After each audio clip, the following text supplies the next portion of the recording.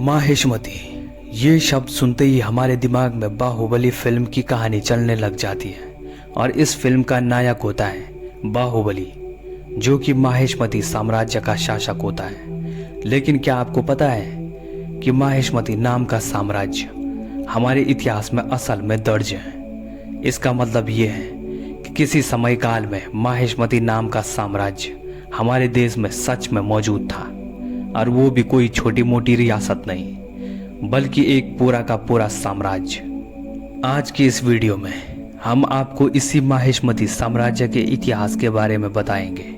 लेकिन सबसे पहले आप सभी से विनती है कि हमारे इस छोटे से चैनल को भी जरूर सब्सक्राइब कर लीजिएगा, जिससे हमें भविष्य में आपके लिए ऐसे ही वीडियोस बनाने की प्रेरणा मिल सके।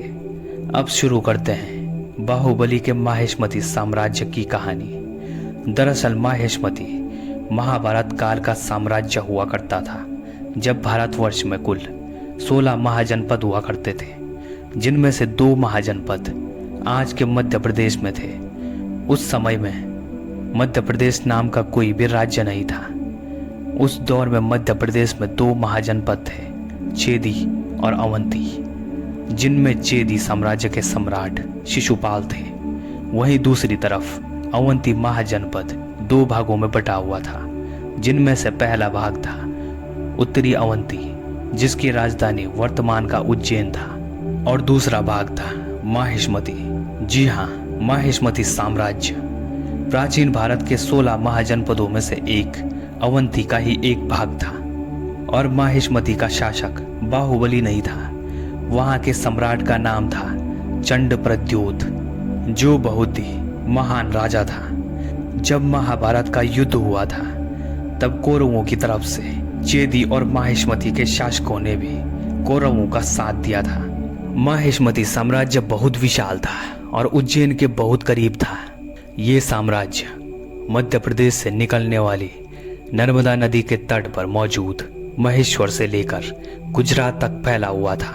और माहिष्मती साम्राज्य की स्थापना हेयक वंश के प्रतापी राजा महीयंत ने की थी।